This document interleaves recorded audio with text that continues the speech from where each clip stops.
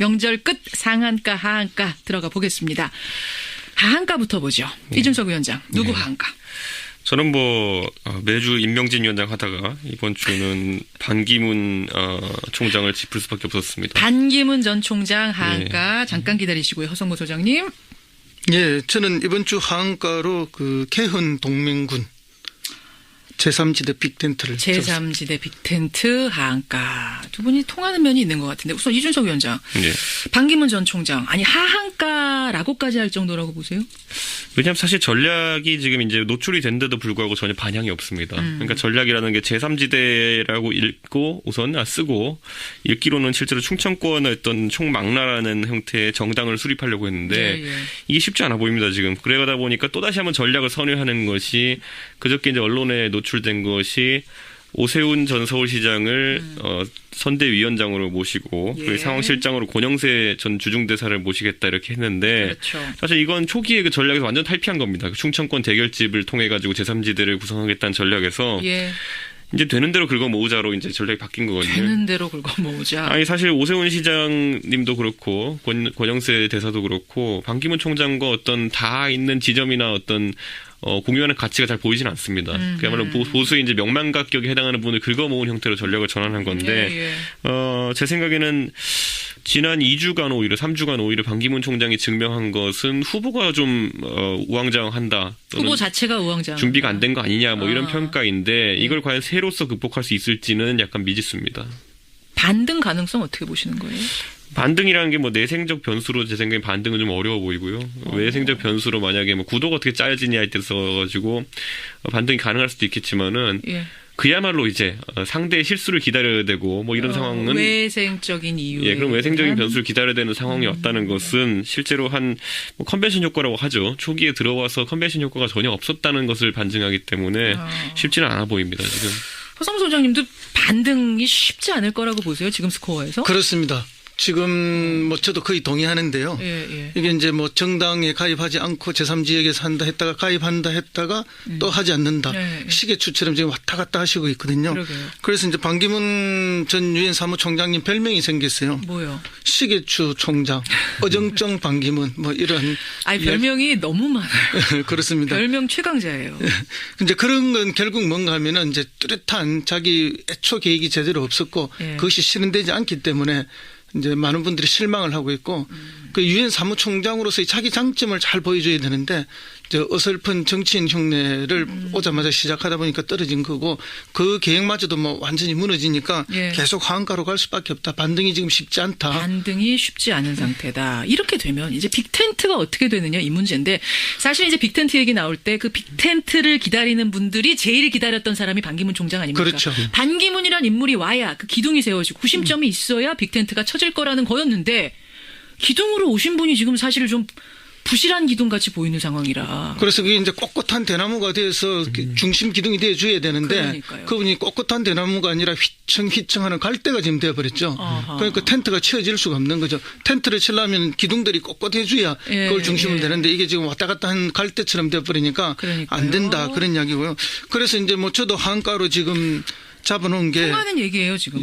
거의 같은 이야기입니다. 표현의 차이만 있는 거고 개헌 동맹군이라 했는데 이게 이제 왜 제3지대 빅텐트를 치려니까 빅텐트에 동의할 수 있는 뭔가 서로가 믿을 수 있는 정표가 있어야 되지 않습니까? 그렇죠. 그 정표가 뭔가 하면 개헌이거든요.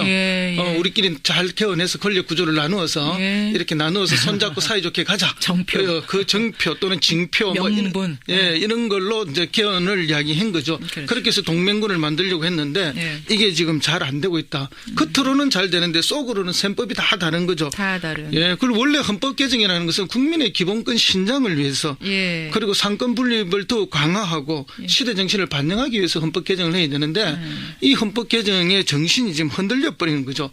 애초에는 작년에 정기국회에 박근혜 대통령이 출마해서 시정연설하면서 최순실 게이트를 듣기 위해서 개헌을 탁 제안해버리기 때문에 그때 한번 오염돼버렸고 그다음에 지금 현재는 이게 이제 권력 나눠먹기 형태로 계속 이렇게 국면전환용 전략용으로 이야기를 하니까 또 한번 오염되니까 오염이 돼버렸다. 오염된 개헌. 개헌 자체는 굉장히 좋은 명분이지만 명분이 지금 좋고 오염이 된 상태라고 또 보세요? 반드시 필요한데 그걸 요구하는 세력들에 의해서 제안하는 세력들에 의해서 지금 오염됐기 힘이 빠졌다. 그럼요. 그럼 인물도 부족하고 명분도 그렇습니다. 부족하고 예. 시간도 부족하고 빅텐트 쉽지 그렇죠. 않다고 보시는 거예요? 그렇습니다. 현실적으로 처지긴 처진다고 보세요? 처질 거라고 보세요? 쳐지는데 지금 빅텐트가 쳐지는 게 아니라 스몰 텐트가 두 군데 쳐지고 있죠. 두 군데가 어딥니까? 그러니까 한 군데는 국민의당을 중심으로 국민의당 해서 중심. 박지원, 안철수, 그다음에 손학규, 정운찬까지 예. 이렇게 해서 작은 텐트가 새로 예, 하나 예. 만들어지고 또 저쪽에는 이제 반기문을 통해서 반기문이라든지 김무성, 바른정당. 어쩌면은 김종인까지도 예, 될지 안 될지는 모르지만 이렇게 해서 작은 텐트를 치고 예.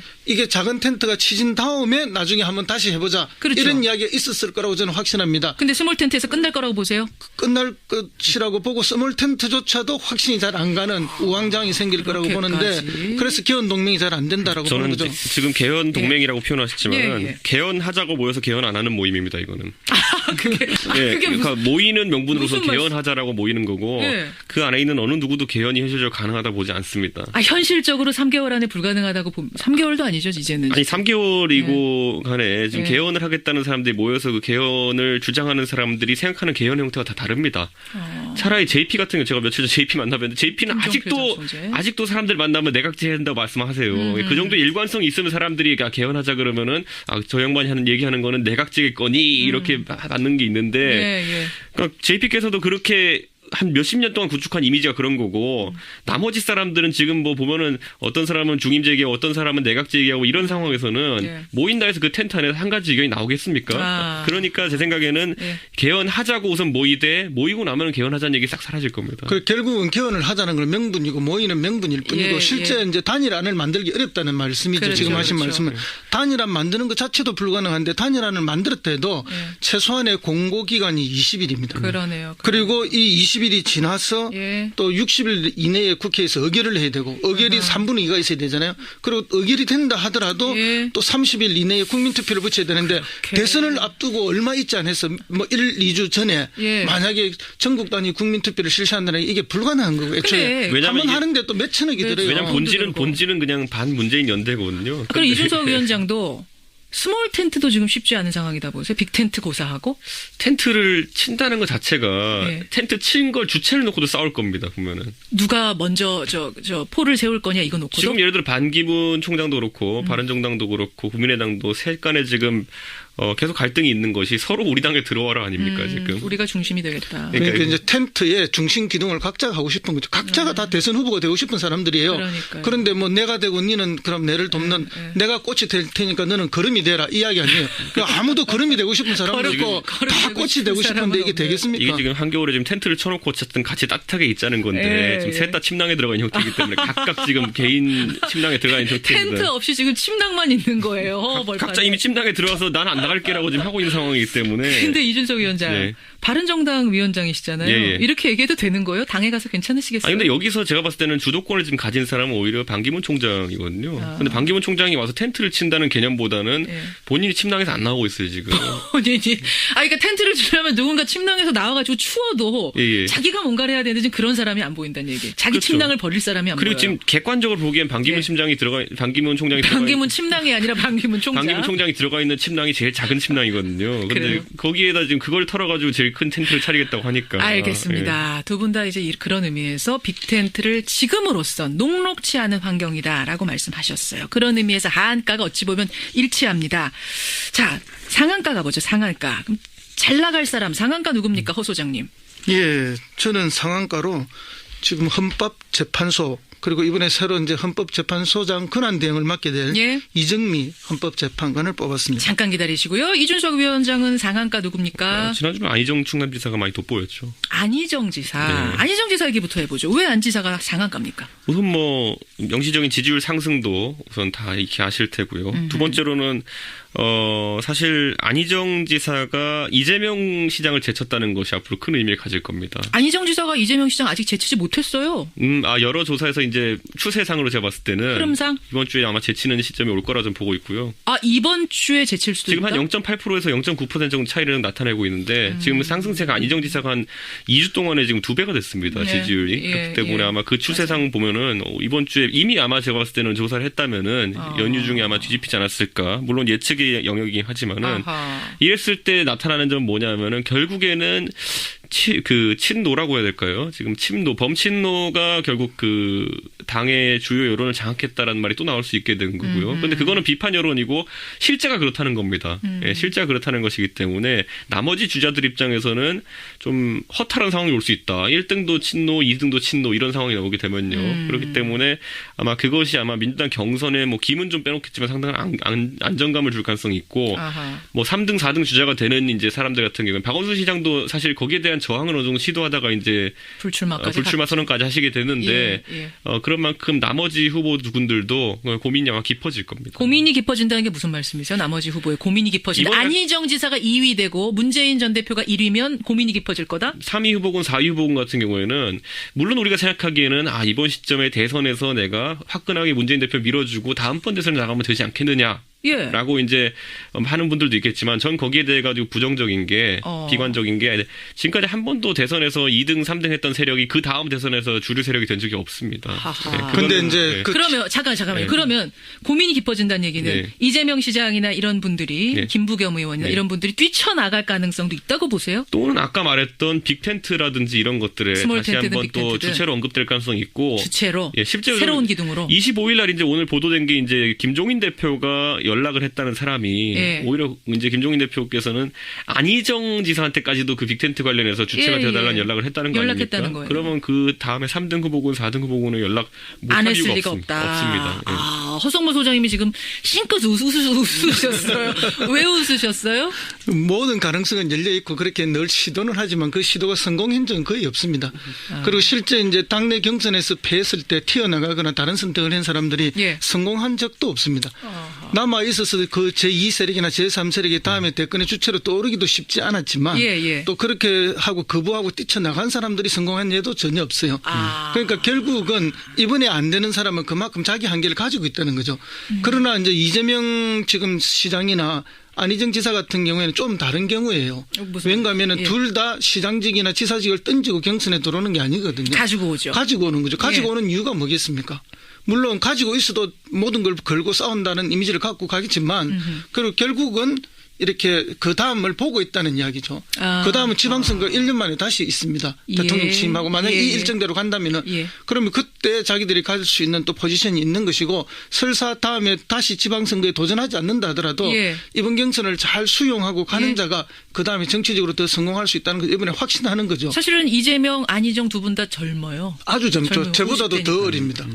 소장님보다 더 어린데. 이게 이제 거울이 되는 것이 아마 박원순 시장일 겁니다. 박원순 시장이 원래 지지율 1위까지 가시고 이렇게 했는데 사실 그 지방자치단체장이라는 어떤 중앙정치보다 약간 한 발짝 떨어진 것에 대한 어떤 실질적인 부담이 있습니다. 그렇기 때문에 지금 이번 대선 과정에서 이재명 시장은 성공했고 앞으로 성남시장으로서 지금까지 성남시장으로서 굉장히 많은 그 버즈를 생산하면서 여기까지 온 것인데 똑같이 그거를 앞으로 다음 대선까지 5년을 끌고 갈 동력이 생기겠느냐에 대해 가지고 좀 믿을 수 없는 부분이 있기 때문에 이번 대선이 아마 좀 피크라고 이제 또는 이번 대선에 더 인상을 줘야 된다는 생각을 할 것이기 때문에 어떻게든 저는 뭐 꼭 탈당이라 보진 않습니다. 하지만 여러 형태의 논의에 능동적으로 이재명 시장이 참여할 가능성이 있다. 야권 연대의 어떤 당적을 가진 논의에 참여할 수 있다. 아까 사실 이재명 시장 인터뷰했거든요. 그런 얘기 하셨어요. 야권 연합에 대해서 굉장히 중요하다는 얘기를 하긴 하셨어요. 그리고 야권 연합, 야권 연대는 언제나 중요해요. 왜냐하면 누가 돼서 가더라도 권력을 잡는다 하더라도 소수 정권은 정권으로서 역할을 하기 매우 어렵습니다.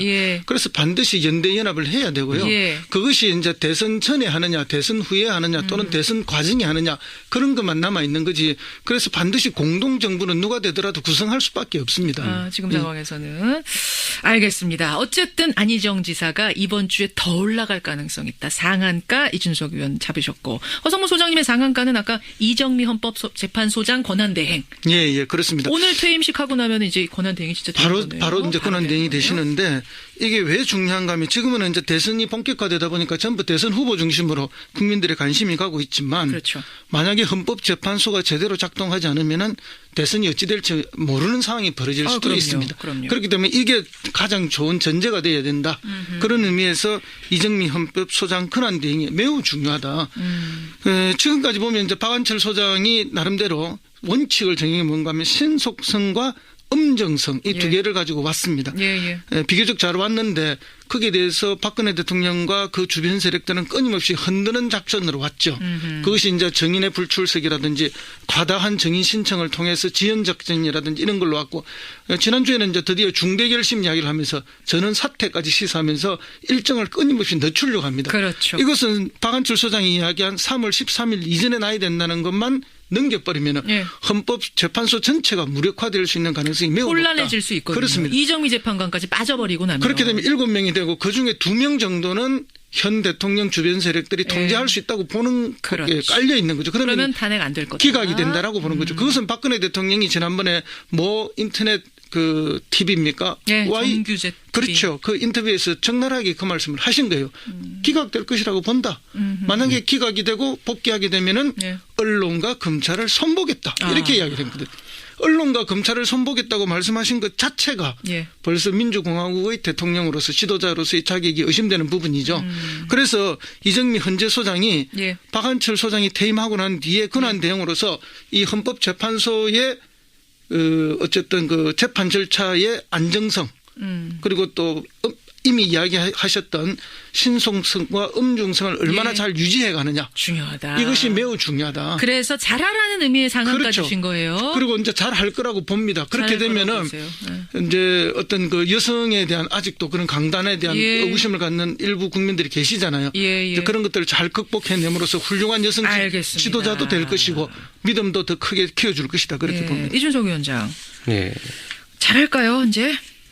잘 해야죠. 우선 뭐 잘 하실 거라고 믿고요. 다만 지금 시점에서 압박의 강도가 세지고 있습니다. 지금 사실 뭐 그 대리인단을 사퇴시킨다라든지 이런 경우 같은 경우에는 굉장히 극단적인 선택이거든요. 그거는 지연 전술 이외에 다른 것으로 볼 여지가 없습니다. 네, 지금까지 네. 다른 건 모르겠지만 그 절차를 한다면요. 그렇기 때문에 거기에 대해서는 여론이 계속 나빠질 겁니다. 그럴 수 있다고 보세요. 근데 대통령 측의 변호인이 네. 누가 봐도 시간을 지연시키기 위해서 우리 전원 사퇴하겠다. 네. 이 정도까지 무리수를 둘 수 있다고 그거는 이제 보세요? 결과에 대한 반전을 노리는 것이 아니라 시일을 이제 지연시키겠다라는 그렇죠. 작전이기 때문에 예. 그 절차에 대해 가지고 어떤 동의할 사람 아무도 없습니다. 그렇기 때문에 그건 이제 여권이라고 표현하는 거 그리고 또 보수 진영의 입장에서는 최대 악재입니다. 그렇기 때문에 정치적으로도 그건 아마 오히려 그에 대한 반동이 악재. 굉장히 많을 것으로 보입니다. 예. 두 분 다 비슷하게 보시고 호 소장님도 동의하시죠? 예, 동의하고요. 그럼에도 불구하고 끊임없이 그렇게 시도하고 있는 게 일련의 모습을 통해서 나타나기 때문에 이 부분을 이정미 권한 대행이 어떻게 잘 지혜롭게 가져가느냐가 그래요. 국민들의 관심입니다. 한 분이 질문을 주셨어요. 네. 정말 그 정규제 TV에서 대통령이 검찰과 언론을 만약 탄핵이 기각되면 정리하겠다라는 발언 했습니까 하셨는데 저희가 지금 정확하게 찾아보니까 정규제 분이 정규제 주필이 탄핵이 기각된 후 검찰과 언론을 정리하겠습니까? 라고 질문을 했고 그러자 박근혜 대통령이 국민의힘으로 그렇게 될 거다. 이렇게 얘기를 했네요. 예. 검찰과 언론은 결국은 국민에 의해서 정리가 될 거다. 정리하겠다는 의미로 뭐 봐도 크게 문제는 없는 취지의 발언을 한 게 사실이네요. 근데 참 그런 발언 자체가 저는 질문으로서 부족자였다는 생각이 들고요. 그걸 답변하는 것도 참 저는 글쎄요. 이제 그런 경우를 두고 어이가 없다. 이런 얘기죠. 어이상실 네 글자로. 명절 끝 상한가 하한가 들어가 보겠습니다. 하한가부터 보죠. 이준석 위원장. 누구 하한가? 저는 매주 임명진 위원장 하다가 이번 주는 반기문 총장을 짚을 수밖에 없었습니다. 반기문 전 총장 하한가 잠깐 기다리시고요. 허성모 소장님. 예, 저는 이번 주 하한가로 그 개헌 동맹군 제3지대 빅텐트를 제3지대 빅텐트 하한가. 두 분이 통하는 면이 있는 것 같은데 우선 이준석 위원장. 네. 반기문 전 총장. 아니 하한가라고까지 할 정도라고 보세요?